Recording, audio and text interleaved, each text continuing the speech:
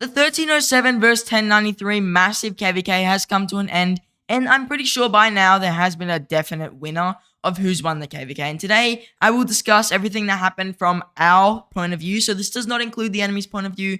We don't know what their point of view may be, so some of the stuff I say in this video will be obscured by bias. And also, we will cover how I went with reaching my KvK goals, and if I think that there's going to be any more fighting left for this KvK. So let's just start off with a quick timeline of the KvK, and obviously starting with Zone 4, and nothing really happened interesting in Zone 4. And now this Zone 5, which was Echo Plains, for us, our war camp, our win camp, we actually beat Water by quite a substantial landslide, like they had no hope of coming out. And now you can see they've obviously pushed back out, but that's because the KvK is basically ended. We aren't fighting anymore. There is really no point. The DKP lists have come to a close. Anything else you do from here doesn't matter because we've basically conceded. And then onto the 1093 versus 1307 side. 1093 won here by, once again, a fairly substantial amount, though 1307 did put up a lot of resistance. Fair amount more than in the Echo Plains area. But once again, 1093 did take out 1307, and it was quite a spectacular show. Both sides fought really well.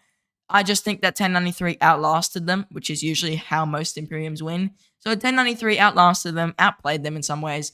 And then for us, we outlasted the Water Camp, and we outplayed them in most ways. So for us, we won this territory, though you can see they've come back. Once again, when this area opened, this was our Zone 6. I like to call this Zone 6. This is Zone 5, and this is Zone 4. For our Zone 6, we once again won. This was a little bit more tight, and I've got a stream where I'm basically fighting the whole time, which will be on the end screen and in the card. So we fought here for quite a while. I was fighting personally for like 6 hours live, and then another 6 hours while I was not live. And we didn't really gain too much territory, but we did end up pushing them all the way out of their pass. But as you can see, they've once again pushed back out. So we got pushed back out of our zone after we tried to help 1307 with their 1093 situation. So 1093 in their Zone 6 with 1307 had come through this pass 6 right here and kind of just pushed 1307. Like, they were pushing him out of the zone. 1307 forts were burning. And our leadership pretty much came to a decision of, if we don't help 1307, we're going to lose the KvK. But if we do help 1307 fight 1093, there's a chance we do lose the KvK. And unfortunately, I think we just got too burnt out. A lot of people got fairly demotivated from fighting 1093 because they're a monster kingdom. And pretty much we lost the zone. You can see they completely pushed out. Kudos to the nature camp. They did great, actually. They pushed out really, really well. They had a fairly good field presence the first time, but we had built better than them. So we had pretty much way more cities than them in the zone at the time. So they couldn't really control the field as well as we could. But then they just showed up in numbers. There were like thousands of marchers, I swear. They just kept coming out and they were just swarming flags. They were going crazy. They've still got 11 billion power left. So, Nature Camp or Greenwood, whatever you want to call it, really good performance on them, I'm not even going to lie. The Stark Kingdoms, who did a lot of the heavy lifting, were definitely 1696 and 2062. They did so good. Like, whenever they were on the field, we basically had no shot. Really powerful kingdoms right there, very surprising. We thought we had the zone, like, completely under control. I think that they've definitely earned their four KvK win stars. They've done great. So, they really pushed us right out of the zone. We were kind of getting, I guess, a little bit complacent. We thought we had the zone.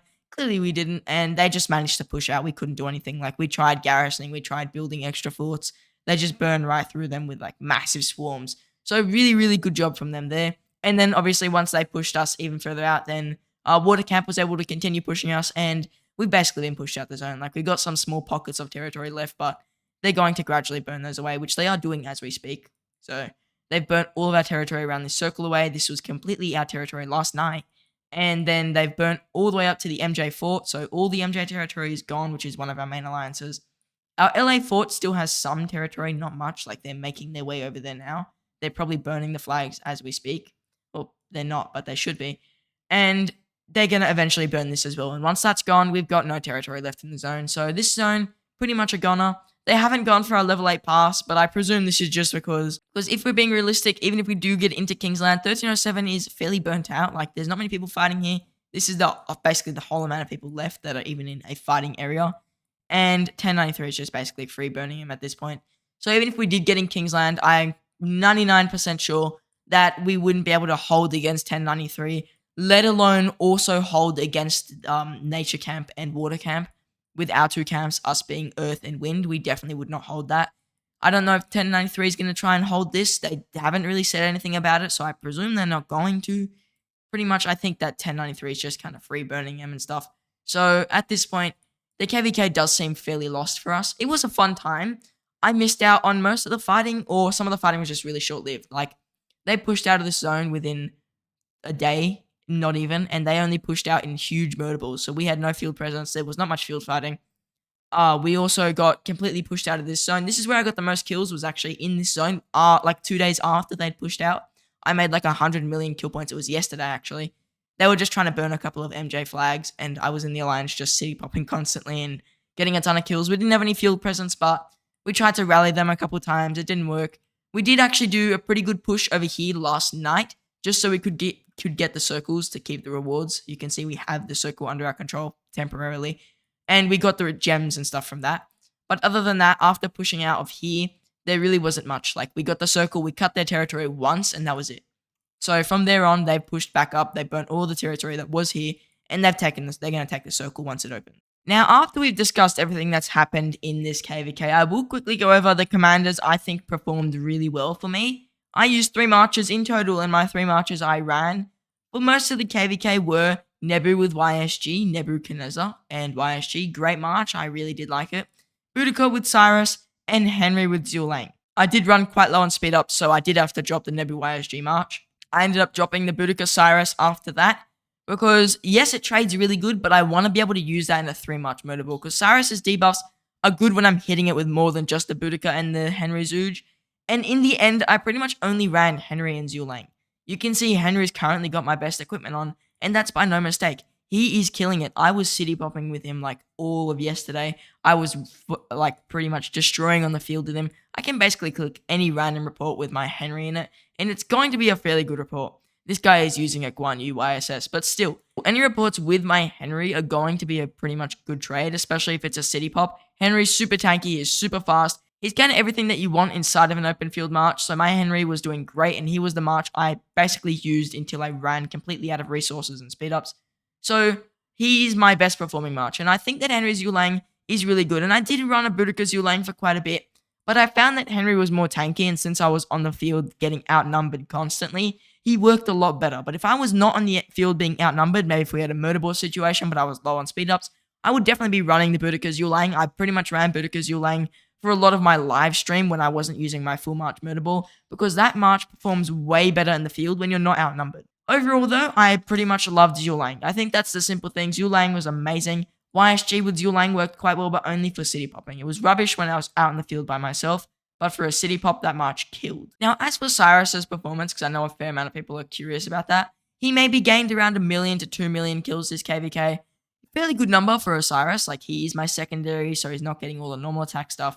And he also is just dealing so many debuffs. So I'm quite happy with my Cyrus's performance, and I don't really plan to get rid of him anytime soon. As for any other commanders, I don't really plan to change my murder ball for the next KvK unless something big happens. I think I'll be sticking with the same murder ball, except obviously I'll be making gear and equipment and trying to improve it as time goes on. Maybe getting better armaments and stuff like that are definitely something I'm aspiring to do. I will have an expertise ZHUGE, preferably by next KvK, and I'll be on my way to either an expertise Henry or an expertise Nebu. This will be a decision that I'll make in my own time, weighing up the pros and cons before I do it. Now, as for reaching my KvK goals, initially I wanted to hit 1 billion kill points, and you can see, I think I started KvK with 770 million kill points, if I'm correct, and around 15 million power, and then I increased my power to about 53, and then I unlocked T5, and then I killed a bunch of troops, and in total, I managed to reach around 910 million kill points, which isn't that much. Like, if I'm being real, I wanted more, and I also got around 1.25 million dead troops, most of which being some forms of T4.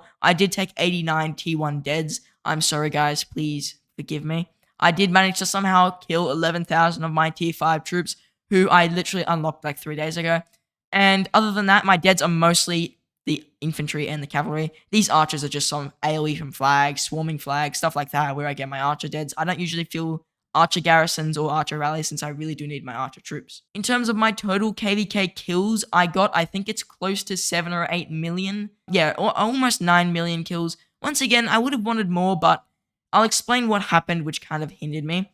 First of all, I missed the whole entire initial Zone 4 battle here. I was at school, so the battle opened at 12 a.m. my time. Then I went to sleep, I woke up, I had gone to school, got home, and it had been almost like 18 hours since the thing had opened, and we had won. So, great performance on our end, but I got maybe like 2 or 3 real good skirmishes in, and then they basically gave up, and we just free burned them for the rest of the night. And then for the zone here, when we were fighting, I was here for the whole thing. From when we pushed them out of the zone till when they first started pushing out of the zone, I was basically away from school because we had like a long weekend, and I was there fighting as much as I could. I got around, I think the bulk of my kills from this zone, a total of about 5 million of my kills came from this zone alone. Maybe another million came from this zone 4. And then the other just came from city popping after this zone, after they had pushed out, or fighting in the murder balls after they'd completely pushed out. But this was 2 days after we had controlled the zone. I also did get, I think it was like 800,000-ish kills against 1093, but eventually I gave up. I didn't have enough speed ups to just continue fighting against a definitely losing battle since we had no field support from 1307 and we just couldn't really push them back. At that point, it was kind of a Wales game. I didn't have the crystal tech to really do that. I ended up dipping out of the 1093 fight when they started to really ramp it up because I just could not keep up with some of those really top players, even with my peak equipment and as many boosts as I could possibly be running. Also, what definitely didn't help me, which was foolish on my end, was unlocking T5 mid KVK. I think you can notice I'm very, very, very low on speed ups. I've got no 60-minute speed ups left. I've barely got like 1 minute, 5 minute speed ups, 10-minute speed ups. This is probably like 20, not even 20 days, probably like 8 days of speed ups max left in my arsenal. I had a bunch of pick 1 chests as well. Those are gone. Resources wise, I'm still loaded. Like I've got a lot of resources I could have been spending. I probably still got a close to 1 billion of each resource if I needed it on hand. Over 1 billion probably.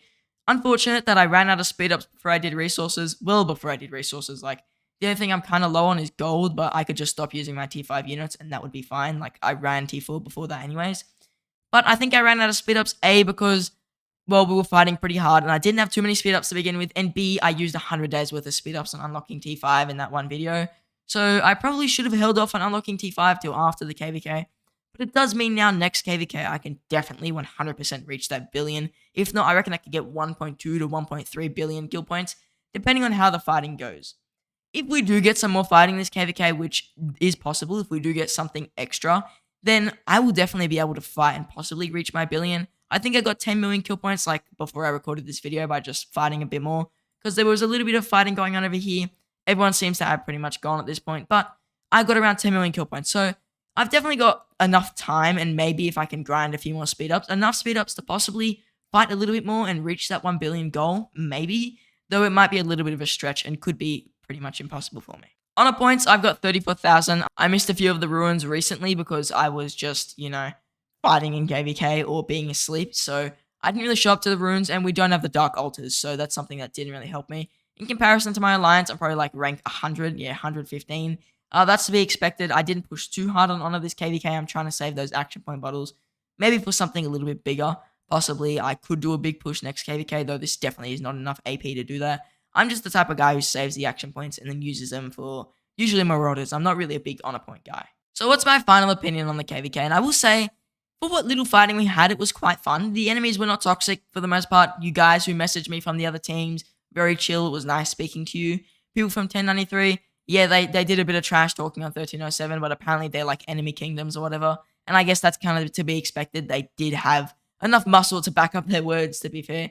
But for the most part, it was a pretty chill KVK. I enjoyed it. I got as much fighting as I could in, even though it was like kind of on a bad time for me. But for the most part, it was a fun KVK, and I'm looking forward to our next KVK. Don't know when that will be, but I do know that my Siege Restart account has been pushed back to like July 17th now or something, just because there were a bunch of clashes with which kingdoms we were going to take compared to other jumper groups. So unfortunately, the restart account's probably pushed back till I start my next KVK. And in the meantime, I will continue to make Rise of Kingdoms content. And I want to say to everyone who fought in this KVK, great job. It was fun. I appreciate all of it. And also, thank you for allowing me to make as much content as I could on the KVK. Now, if you want to see the live stream, me fighting against everyone, just know all my live streams, no matter when I made them, will still be on the channel from my very first live stream till the last live stream I ever make. So on the end screen of today's video, the live stream will be there. So if you want to check it out, consider checking it out, because it does support the channel every single time you guys watch another video. I appreciate it very much. Now, I do want to say thank you for watching, and I hope to see you in the next one.